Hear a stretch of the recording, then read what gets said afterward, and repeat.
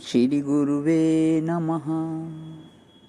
अखण्डमण्डलाकारं व्याप्तमेन चराचरं तत्पदं दर्शितं येन तस्मै श्रीगुरुवे नमः। ओम शांतिः शांतिः शांतिः। प्रणाम भगवान।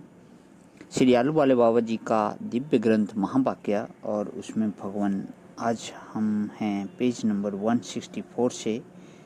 तो एक दृष्टांत सुना रहे थे, जीवन मुक्ति का अध्याय चल रहा है भगवान। तो इसमें एक गृहस्थ के यहाँ पुत्र का जन्म हुआ, तो ज्योतिषियों ने बताया कि भाई इसका जो विवाह है वो राजकन्या के साथ है, ऐसी भी इसकी रेखाएं हैं।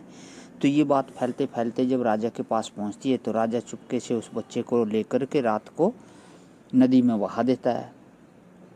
तो अब वो नदी में बहते बहते किसी को ज़रूरत होती है, उसी के हाथ में आगे वो बच्चा लग जाता है। सुबह तो उसको पालता है, पोसता है, और पाल पोस के एक दिन जो है पता पड़ जाता है राजा को, तो उसको बुला लेता है। तो राजा एक चिट्ठी लिखता है कि भाई ऐसे ऐसे मेरी रानी जो है फलानी जगह गई हुई है, तो इस चिट्ठी को वहाँ पहुँचा दे, देखियो मत ना खुद भी। तो जब उस चिट्ठी को लेके जा रहा होता है तो उससे रात हो जाती है, रास्ता भटक जाता है। तो रास्ता भटक के जहाँ पहुँचता है, जिस बुढ़िया के यहाँ पे वो झोंपड़ी में रुकता है, उसके 4 पुत्र डकैत होते हैं। वो जिज्ञासावश उसकी जेब देखते हैं, तो देखते हैं कि उस चिट्ठी में लिखा हुआ था कि भाई ये जो चिट्ठी लेके आ रहा है इसको मार देना। अब भगवान वो चिट्ठी बदल देते हैं, उसमें वो चिट्ठी को इसको बदल करके दूसरी लिख देते हैं कि अपनी राजकन्या का विवाह इसके साथ कर देना जो चिट्ठी लेके आ रहा है। तो अब जब राजा को पता लगता है, तो राजा समझ जाता है कि भाई तेरे पे विशेष कोई कृपा है ईश्वर की कि तेरे को हर बार मरने से बच जाता है तू। तो लेकिन अगली एक शर्त लगाता है कि एक जब तक इस शादी को मैं तभी स्वीकार करूँगा जब तू अमृत ले आएगा। तो इसकी तलाश में अब अगली कहानी में चलता है। तो यहाँ पे कहता है, सूखा हुआ अमृत का सरोवर कहाँ है। उसकी अमृत लाल को खबर न थी, तो भी वहाँ से अमृत लेने को चल पड़ा। बहुत दूर जाने के बाद एक शोभा वाले एकांत स्थान में उसको एक साधु का दर्शन हुआ। रात्रि हो गई थी, इसलिए साधु को नमन करके अमृतलाल ने रात्रि भर वहाँ रहने की आज्ञा ली।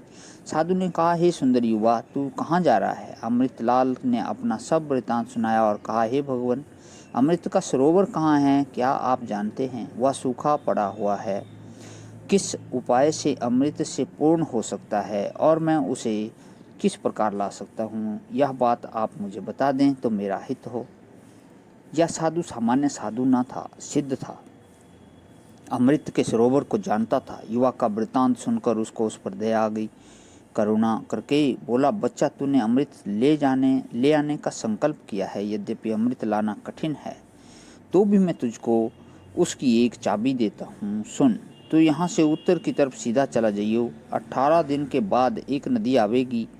नदी का जल बहुत उछलती हुई तरंगों वाला होगा। ऐसा मालूम होगा कि उसमें जल बहुत है, परंतु बहुत ना होगा। हंस हंस इस मंत्र का उच्चारण करता हुआ तू नदी में सीधा चला जाइयो। बाद में थोड़ी दूरी पर चारों तरफ वृक्ष छटाओं से घिरा हुआ एक सरोवर तुझको मिलेगा। उसको तू अमृत का सरोवर समझियो। यह बहुत लंबा चौड़ा है, परंतु उसमें अमृत की एक भी बूंद नहीं है। उस सरोवर के किनारे किनारे चला जाइयो। एक सुंदर घाट तुझको मिलेगा। उसकी सब शोभा मारी गई है। यह घाट रत्नों का बना हुआ है, परंतु अब वह अच्छे पाषाणों का भी नहीं दिखता।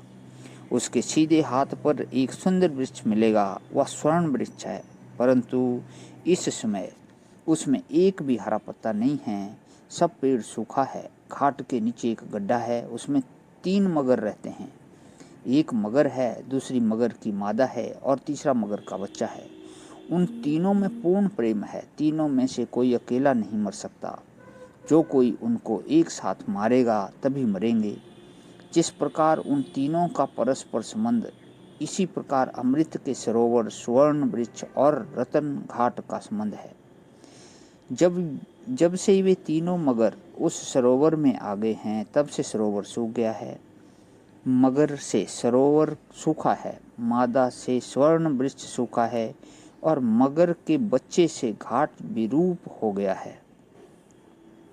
मेरे पास 3 तीर और 1 कमान है, उसको तू ले जा। अहम ब्रह्मास्मि इस मंत्र सहित तीनों बाणों को एक साथ छोड़ियो, तीनों मगर मर जाएंगे।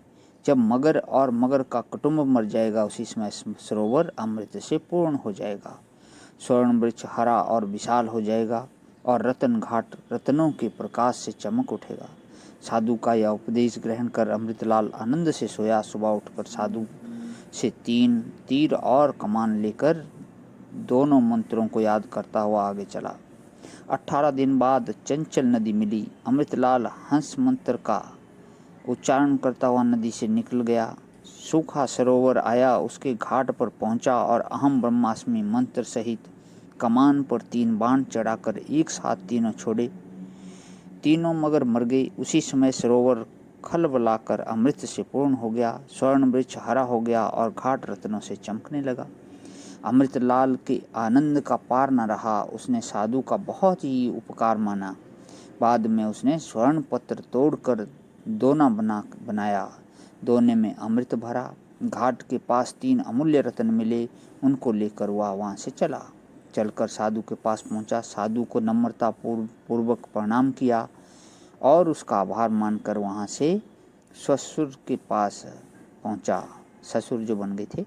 अमृत दिखाया। अमृत देखते ही राजा बेहोश हो गया। अमृतलाल ने राजा को अमृत का पान कराया। राजा होश में आया और अमृतलाल के साथ कन्या का विवाह कबूल किया और दामाद को सौंपकर तपश्चर्या करने जंगल में चला गया। प्रणाम भगवान। आज यहीं विराम। ओम शांति ही शांति ही शांति ही।